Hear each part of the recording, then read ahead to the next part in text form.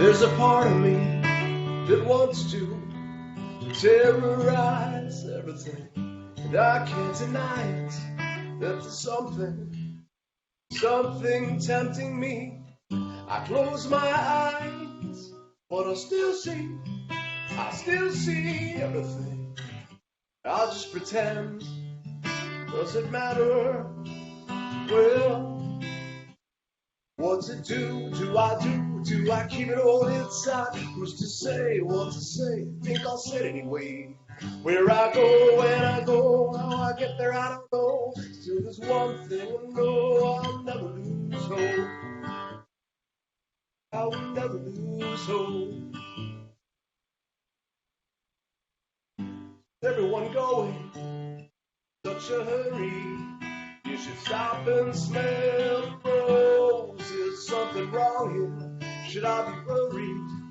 Well, I couldn't help but notice all the long faces and the wrong places. Am I making this up myself? I'll just pretend, doesn't matter. Well, what to do? Do I keep it all inside? Who's to say what to say? Think I'll say it anyway. Where I go, when I go, how I get there, I don't know. Feel just one thing I know, I'll never lose hope.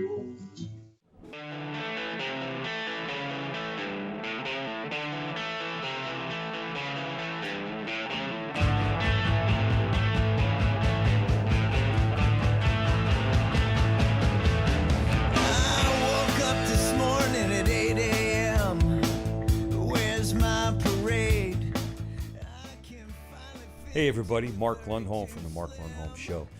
Today's episode is called The Music Method, and I have chosen a very unique musical talent.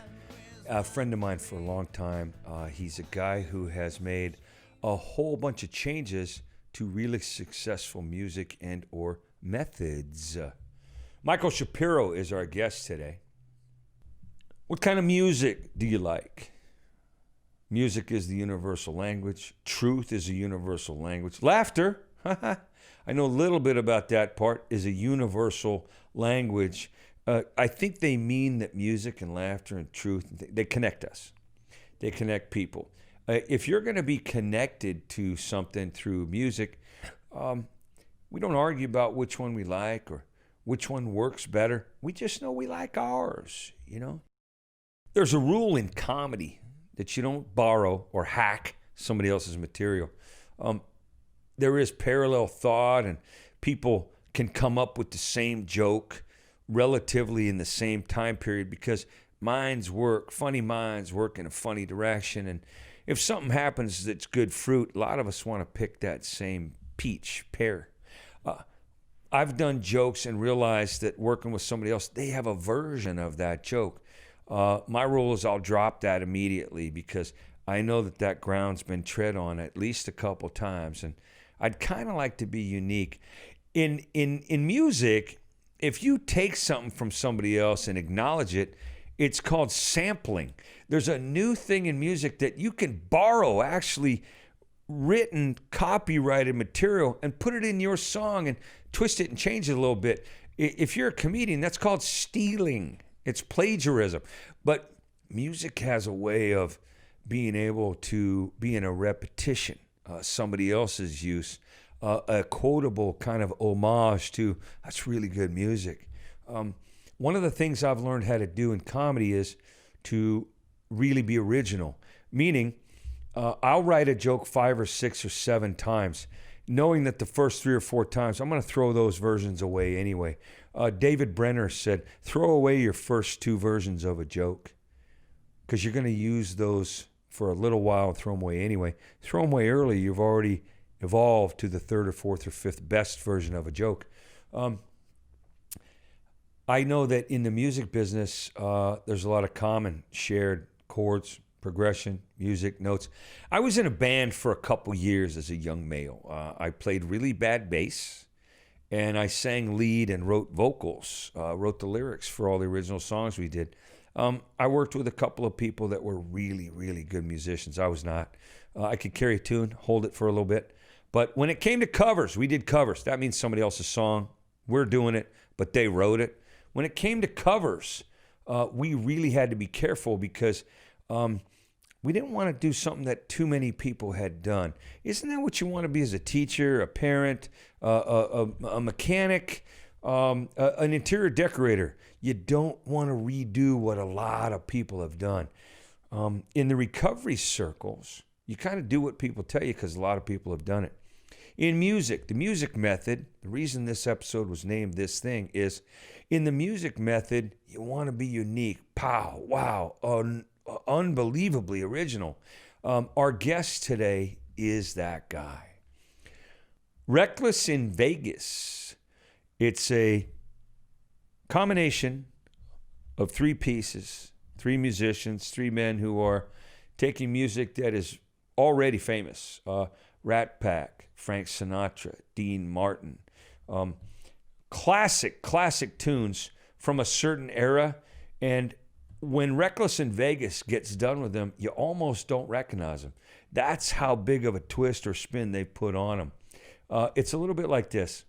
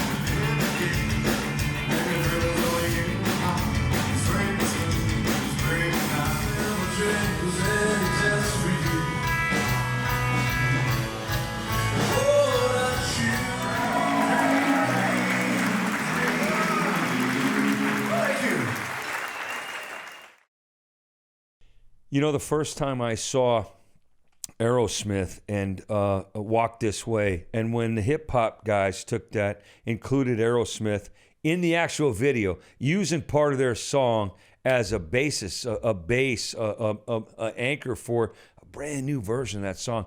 It was really impressive. Let's see, Queen did it with David Bowie in Under Pressure, you know. Took a very, very familiar musical rock and roll riff and modernized it, you know. That's creative expression. There's a couple of bands that'll tell you they flat rip off people because the music's so good they can't escape it. There's an artist or two, Picasso was like that. He took things that other people had done first and said, I'm just going to do them better. I worked with a comic one time who was so good, so professional, so polished that he could take anybody's act and make it his own. He didn't work for very long. Comedy just has that unique space of, if it isn't original, you can't even do it twice. So that being said, the music method is, there are some things we just have to recreate. We have to keep doing because they were that good. A truth as a parent, you know, if you want to parent by example, that's not an original thought. That's what's worked for thousands of years. So the parallel I'm trying to draw here is Reckless in Vegas, which is where this band performs now. Right? They didn't say Reckless in Utah. They didn't say Reckless in Stockton, California. Michael Shapiro is a friend of mine. We're going to hear from him next.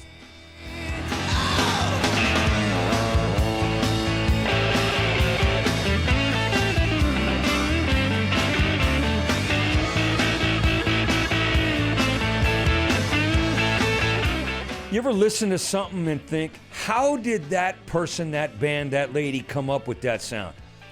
How did they manufacture that out of what was in their head? We're going to find out a little about that today. I do that with language in a certain way, maybe not nearly as well as our guest today.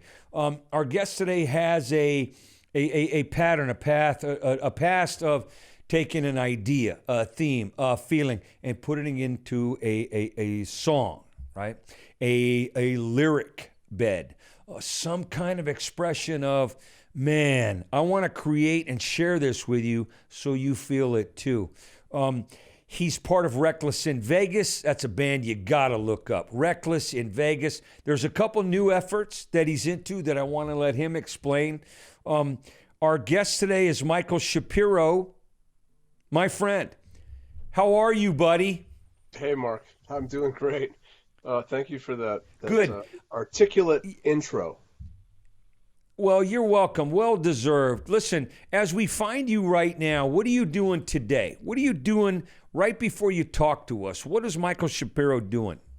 Well, so right before I came on today, I was just kind of warming my voice up because I was out in the chicken coop, cleaning the chicken coop, and I got a little dust, so I felt a little thick, so I got a little panicky because I want everybody to love me and I want to sound great, so I just did a little bit of a warm-up.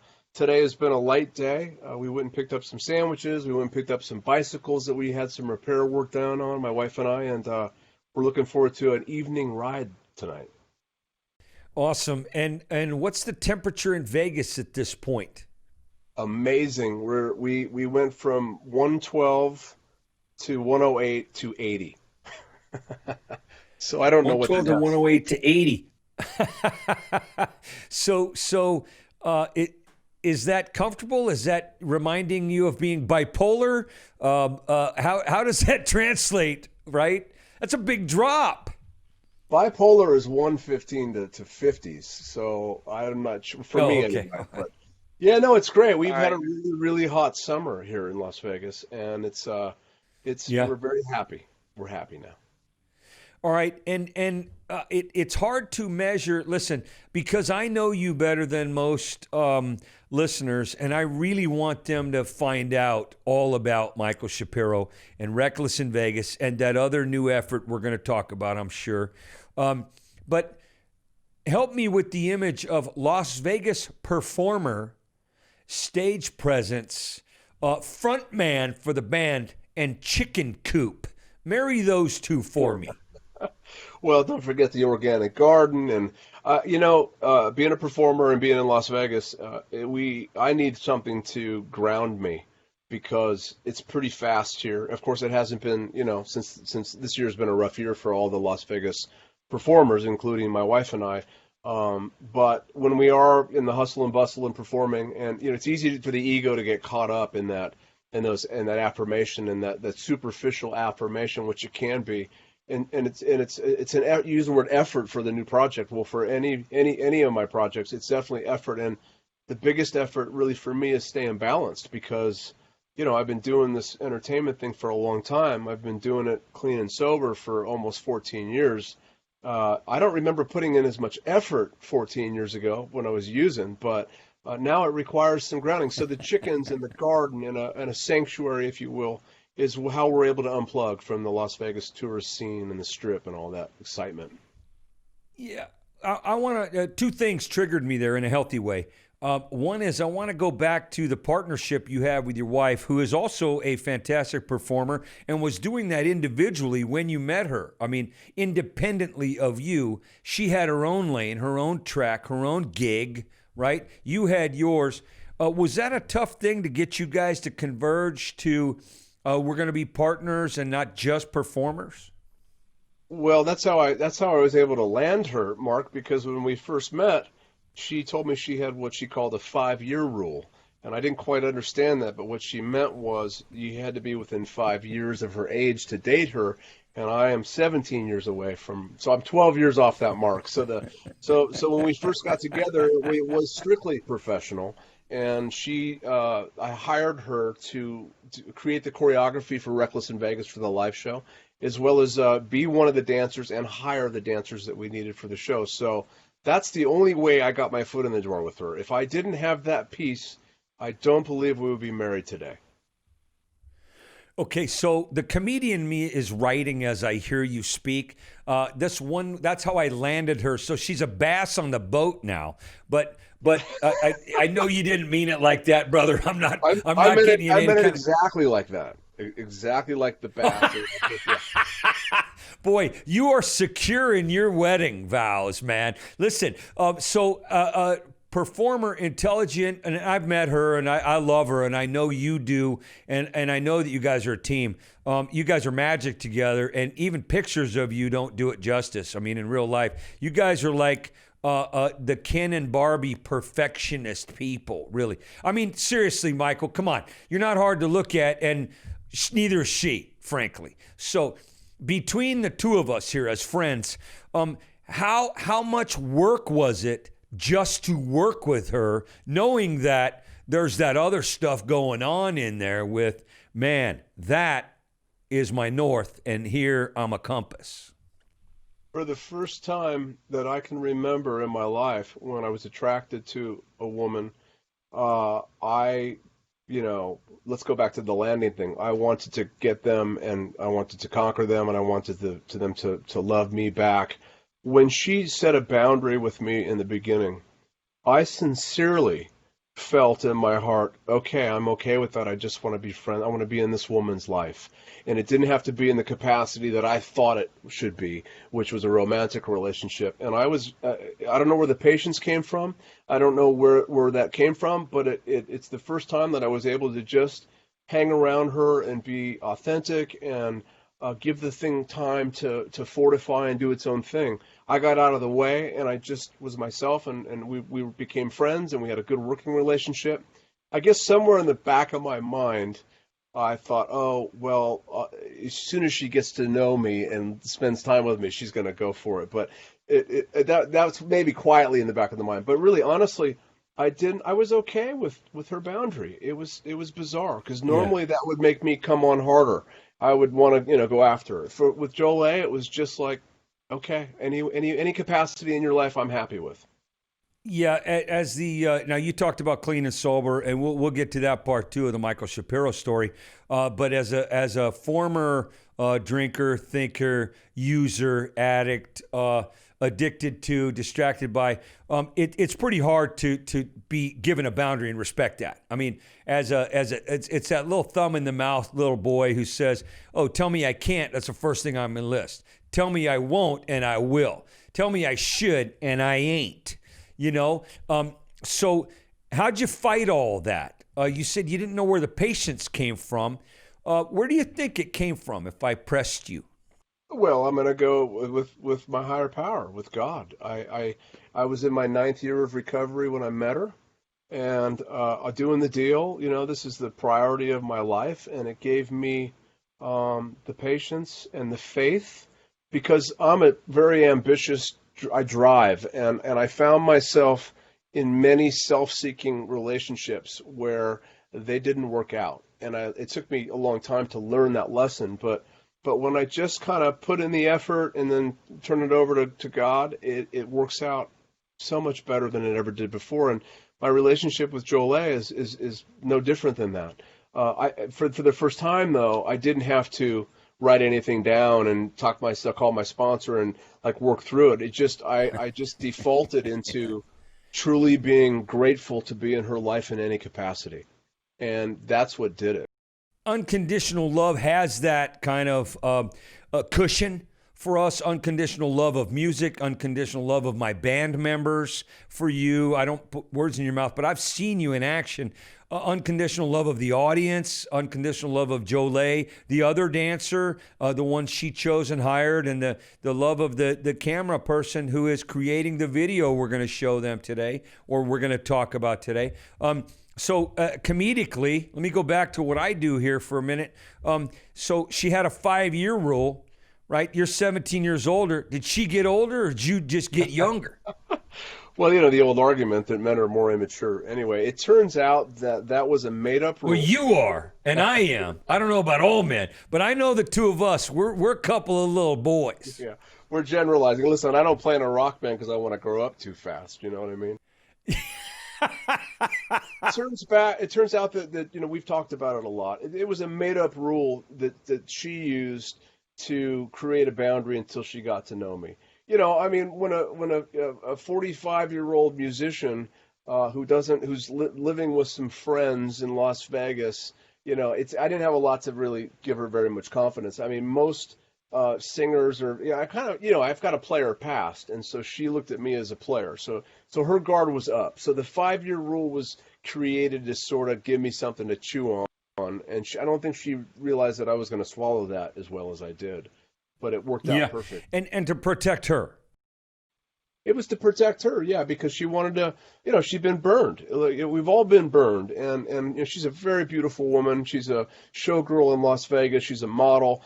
She's had her share of smooth talking, womanizers take shots at her, and she's been hurt, So at that point in her life, she had made a decision to protect that part of her, and she got to practice it on me, and it worked out quite well. Well, and you were also, like you said, you were willing to take direction from a person that you wanted to be in their life or wanted you in their life. How did that serve you professionally? I mean, she got to be pretty good at her job too, yeah? She is her devotion to her career, her art is I've never been around anybody like that, and she's incredibly inspiring to be around. When it's time to work, she works, and she's got an eye for things and a way about creating that again is truly inspirational. So she makes me want to be more of a man, be a better performer, be a better lover, be a better friend, all those things. She inspires me to want to be that guy, and that's pretty cool to have on a 24/7 basis. Yeah. Would you say as a musician that I hear this term a lot? Is she a muse for you? It's interesting because she's not. She's more of a muse for kindness. She's a very kind person, and that I don't know how that translates into the music, but usually muses are more dysfunctional, and they're screwed up, and that becomes more of a muse for me, musically speaking. Even if it's my own poor choices poor life choices, that becomes more of a muse. But I don't know if I've ever really had a female partner be a muse in any as far as music goes. Be a muse. I don't know why that is. It's almost like when I'm in love, I'm not writing as much. I don't work out as much either. So maybe it's the same. It's the same thing. Well, there's an old joke. A comedian gets married, and his wife is 100% supportive and behind him and energetic, and cooks him breakfast in the morning and brings him clean clothes. And when he's packing, she'll help him with the suitcase and send him off and walk him to the curb at the airport or be there for him, gate open, front door open, robe open when he comes home, conquering road warrior that he is. And after 2 weeks of this, he says, you know what, I want a divorce. And she goes, what are you talking about? I do everything with you. I'm supportive. He goes, I know. There's no material here for me to write about. Isn't that true? Isn't that true? I thought you were telling us a story So about take me back, will you?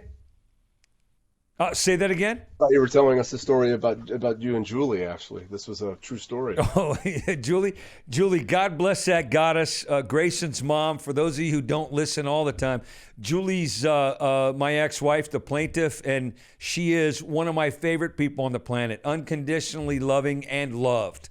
Swear to God. That took me a while. You're amazing together. Jolie and I both watched that episode where you're giving some parenting tips, and we really, I don't think I've ever met Julie in person, so it gave me a little taste of her, watching her on that. So really enjoyed it. Well, unlike you're pretty. You married similar. I married way up above my status. You always do that. With Julie. Stop it. You always do that. And okay. No, I'm not going to stop it, Michael. You're in Vegas. Hey, listen, take me back. Take me back to when Michael learned how to play guitar and what that did for you internally. Yeah, so my dad took me to see Santana in 1976. I also saw Journey that year, but the Santana concert, I remember it very clearly, and I remember telling my dad that I wanted to do that. And looking back in hindsight, it really wasn't the music, it was the adoration the audience felt for him, and that's what I was looking for. So it propelled me into wanting to be that guy, to be a star and be on the stage. And I got my very first guitar. I actually took a tennis racket and I took 3 turntables and I broke the needles out, the stylus out of the turntables, and I mounted them on the back of the tennis racket. And I took rubber bands and I touched those wires together until I got it to work through the mic input on a stereo. And it was electric guitar and it played through the stereo. And that day my dad bought me, I think this is around 1981 or 82, and my dad went to the pawn shop and bought me $100 harmony guitar, and that was my first guitar. And I traded 7 Atari tapes for, remember Atari, of course, traded 7 Atari tapes for an amplifier, and I never looked back. Been playing that long, and it filled me in a way that it gave me purpose. It did send me on the wrong track, constantly looking for validation and looking for approval and looking for that love. But over the years, I've sort of learned through that, but it was a driver. I wanted people to love me, and music is something that I grew up with. My dad always was playing music on the stereo. I remember him coming home with cassette tapes. Every week he'd come home with a stack of cassette tapes and go, son, check this out. And he'd give me this, he'd give me like U2, it'd be like U2 or something you haven't heard, Thomas Dolby or any of those things. Like always influencing me with music, taking me to lots of concerts. And it just fed that for me. Plus, you know what? I think I wanted my dad to love me too. I wanted my dad to be proud of me. Hey, he didn't take you to that concert by accident, at 6 years old. If I'm doing the math, you were born in 70, yeah? Right. Yep. So 76 is Santana. 5-6 years later, you're 11 or 12. You got your first harmony guitar. It reminds me of a John Hyatt song. Perfectly good guitar. There's a line in there that says his mother bought him a brand new red harmony. Oh, wow. Right? I don't know that too. He wanted that, or she bought him a Sunburst with a crack in it. Something like that, right? Now, your dad loved you, clearly. What was he involved in where he'd come home with a ton of cassettes? What was his connection to all that free music? It wasn't free music. He was buying it. He was going to the Tower Records or the Odyssey Records here in Las Vegas. Oh, my gosh. And I think maybe he was, stalling. He wanted to spend the least amount of time with his ex-wife as possible, his wife at the time. I think that was his way of, maybe stalling the coming home thing. And then he gave me the cassette tapes to pacify me while he went and argued with his wife at the time. Okay. And did the music for you take you into a place where you didn't have to listen to arguments and or not getting along and or something that maybe was not safe or not fun? A little bit. It was more playing. It was able to give me an escape from everything, from the insecurities, Good. from the perceived inadequacies, and I was pretty good at it right away. So it gave me some self-esteem, but it was an escape for me. I was grounded a lot. So, my stepmom would say, "You're grounded." I'd be like, "Okay." And I would go in my room and play guitar, and until they got hip to that. And grounded for legit reasons, or was that a control thing? Oh, I would say it was trying to control the legit reasons. Yeah, no, I definitely, I mean, I was acting out, and you're talking about this, the 70s, and I don't know how present parents in general were back then. A little bit looser than maybe they are now, probably for a good reason, but it probably works out pretty well that way. But there was a lot of acting out. I was doing things like, carving FU in people's back doors of their homes. I was but they figured that out, and those are all the reasons for being grounded, And I lied about everything. Well, lying is a form of creativity, and lying makes you a great lyricist. I mean, that form, right? All those things that are, we properly aim ourselves with our gifts. Man, we got great production skills and stuff. Let me ask you a question. The other instrument you play, you sing beautifully. Where'd you inherit that? I did not start out. Thank you for that, by the way. I still don't think that's true. So this goes back to my very first band that I had. I was 15 years old, and I played guitar with a drummer, a bass player, and a singer. And one weekend, we just got together on Saturdays, and one weekend, the singer didn't show up. And so I said, okay, well, I know the songs. I'll go ahead and sing it. And I muddled my way through that. The second weekend came, and the kid didn't show up again. And I said, oh, I got it, guys. And the guys were like, okay. And the third weekend when he didn't show up, I said, I'm going to be the singer. I got the bug. I'm going to be the singer. And the other guys, they let me sing that day, but then they called me and said that we need to get a singer. If you're going to be the singer, then we don't want to play with you anymore. And that's how bad the voice was. I'm thinking that's part of it. And so I didn't start out that way. And then I kept going. I wanted to do it so badly. You know, when you want to do something so bad, nothing's going to stop you. I kept going. And then when I was about 18, I had trouble keeping my voice. I would lose my voice. And so I started to study with an opera singer named Violetta Hall. This day, though, you know, I do vocal lessons. I used to go once a week when I was in the Bruce Springsteen show on the Strip. I had to sing every night, and singing Bruce was hard. So once a week I went to keep my voice balanced. But, you know, no matter how long I've been playing guitar or how long I've been singing, you know, studying with a good teacher for anything, but for music, for me, has been a godsend. It's helped me continually get better and better and better.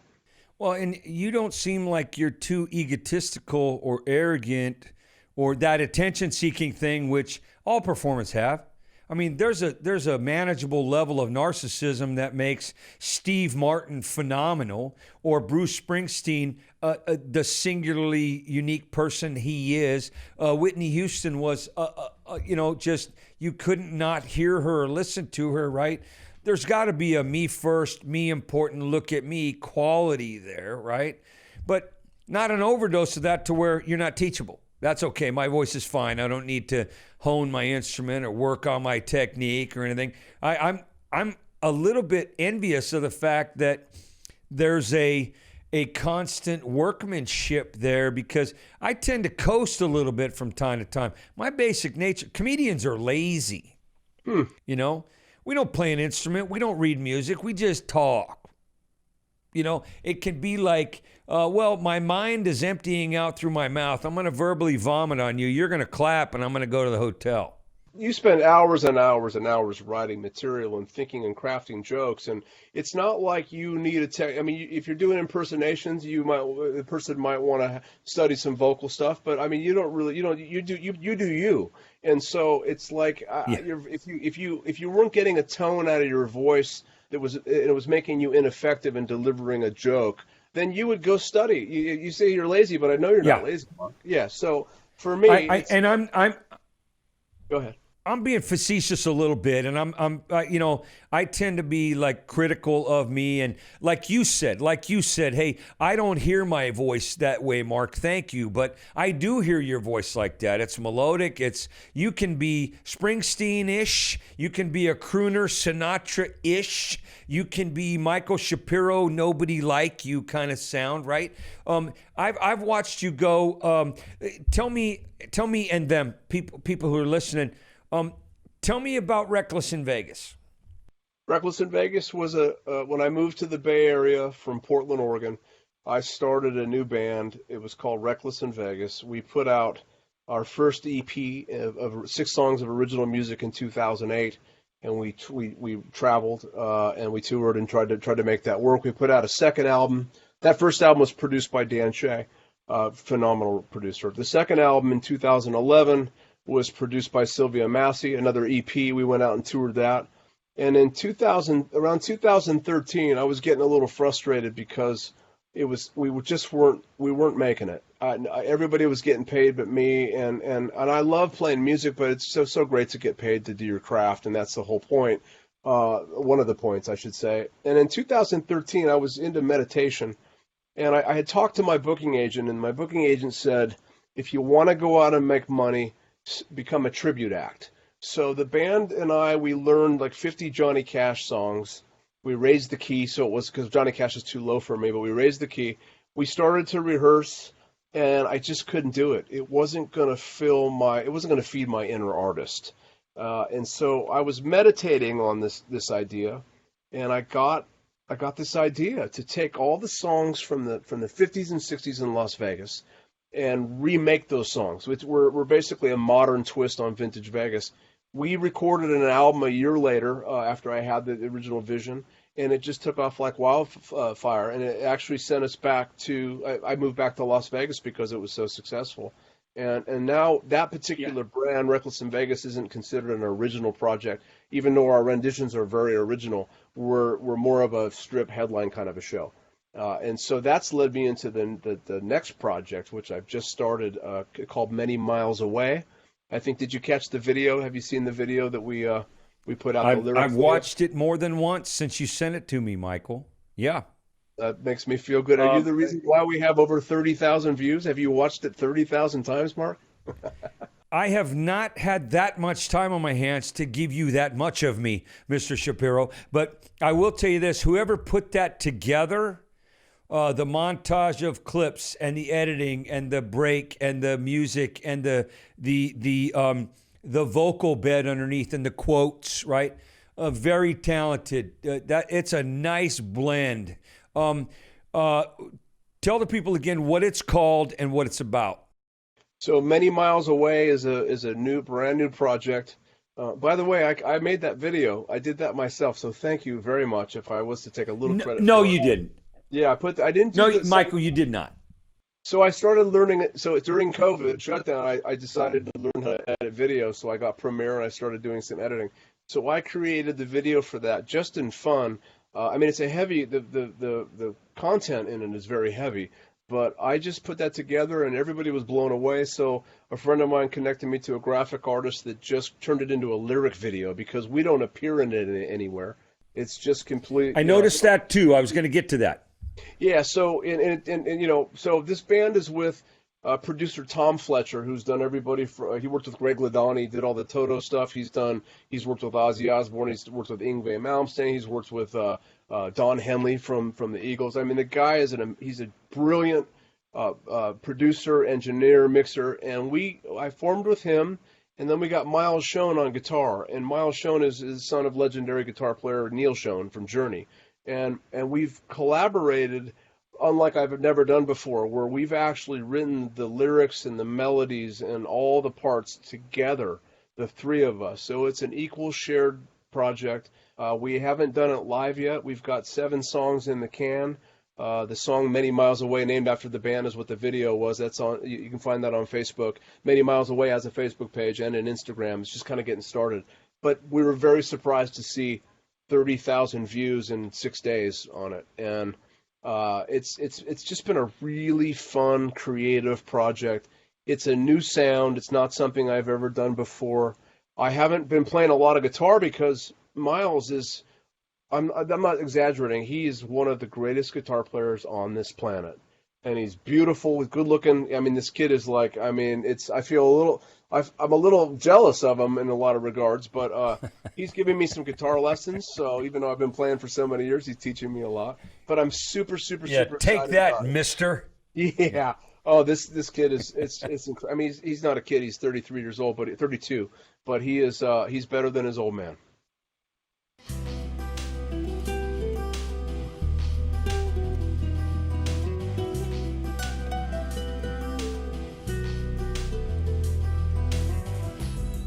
That death is romance, to her life's not worth living.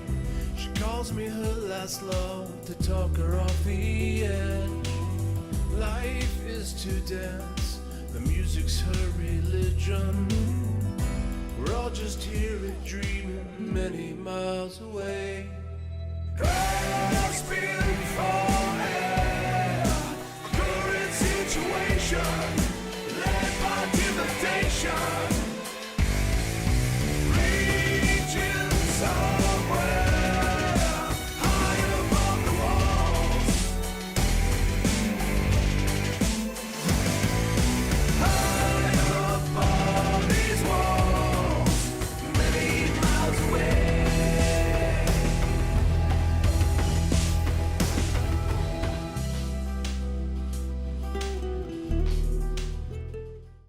Well, you know what I saw was the acoustic, the classical influence, almost flamenco kind of style picking that he did. Yeah.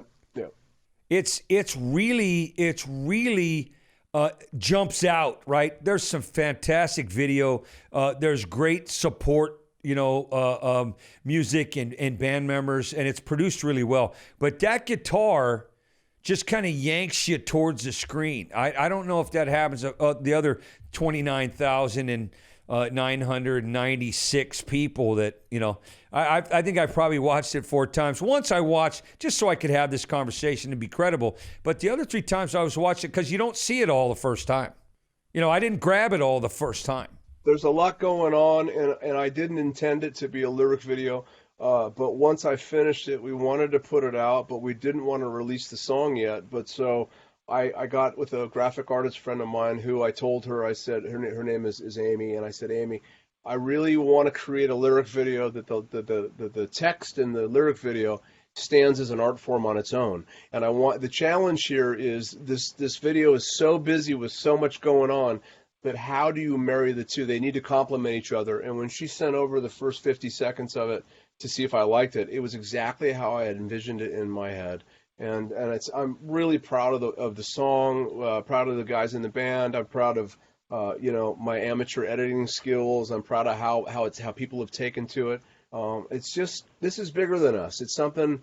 It's really, really special. And you know something, Mark? I have not had to push this thing like I normally have to push things. This thing is unfolding organically and authentically, and it's been a super joy for me in the last 6 months. Let me ask you if that's connected to the next part. I want to talk to you about what sober has done for you as far as your faith, direction, your confidence in your talent, and most importantly, what you just said, letting other people do their part so you're not the octopus with 8 tentacles and arms and all kinds of stuff, and you're too busy to be creative or talented or have any fun. Yeah, how many times have I hindered a project because of me thinking it had to be a certain way? And, one of the greatest gifts of being clean and sober and being a performer is learning how to be authentic on stage. And in order to do that on stage, I need to be able to do it off stage. And authenticity has been one of the greatest gifts because I lived most of my life pretending to be something I wasn't. Never content or grateful with what I had or who I was. Always putting a veneer up, if you will, of protection. And in this path I've been on for this last decade and a half, it's just been that I'm good enough and I'm lovable and I have the capacity to give and receive love. And all these projects and all this stuff that I've been doing, they're all bonuses. They're all, on top of it. And if it all went away, I'm still good with me and my connection to my higher power. I'm able to connect with my wife on a level that, it's true intimacy. I used to think intimacy was sex with a woman. Well, in our programs that we do, in my recovery program, I've learned how to be intimate with men. Of course, I'm heterosexual, so there's no sexual component there, which taught me what true intimacy is. And then I learned how to do that with a woman. And that's probably been the greatest gift of the recovery. And as far as working with projects, yeah, there's egos. There's a saying in this studio here. This is Shapiro Studio. It's named after one of my dogs. You check your ego at the door. That threshold right there, leave it right there. And because, musicians have egos. It's just part of the deal. But when you deal with good people, you can get through that. Well, and I've always come to terms with the fact that, listen, talent is talent, but confidence is actually less ego and more trust and more fluid and more creative. All that ego gets out of the way. Listen, if I didn't have a big ego, I couldn't run a room of 3,000 people and take them on a trip, right? You couldn't, I couldn't. Yeah. But that attention is a byproduct, right? If you have a gift, you have to give. The shortcut I'm going to give people at the end of this is, we always do shortcuts at the end, and I got a couple of questions for you before we close up. But if you have a gift, you have to give. Michael Shapiro has a gift. He's got a few of them. Jolé's got a gift. The fact that they're a couple together and get to give the universe a gift is really creative and fun to watch as an audience member, watching you do what you do, brother. So Thank you. I always ask this of the guests. Perfect world, 5 years from now, where are you and what are you doing? I think beginning next year, when the world sort of gets back to normal, we're going to begin touring with Many Miles Away, and I see it really hitting home to a lot of people, and I think that I'm going to be 50 September 17th, and I would think that I'm a little late in the game for this, but I don't think I could stop this if I tried to, and so I see myself 5 years from now with a really highly positive and commercial successful band called Many Miles Away. And then we also have Yeah. the residency for Reckless in Vegas, which was signed right when COVID hit and everything got shut down here. But that's probably in the can too. I wouldn't mind getting that going and then casting somebody in my spot for that. That's awesome. Yeah, that ability to say, hey, I'm going to plug this talent into this product and I'm going to go expand my brand and do a whole bunch of stuff that I can take my wife with me and some other people. I mean, you once told me, and I'm going to quote you here without your permission because I know it's honest and I know you like me, but you took a private jet to go see a band. I think it was the Police or Sting. Yep, Sting. In the Bay Area. And you said to me after the trip, I said, how'd it go? And you said, I could get used to this. Yeah. Would that be a part of the plan? Listen, if it made sense to do it that way, for convenience and for efficiency, I certainly, look at.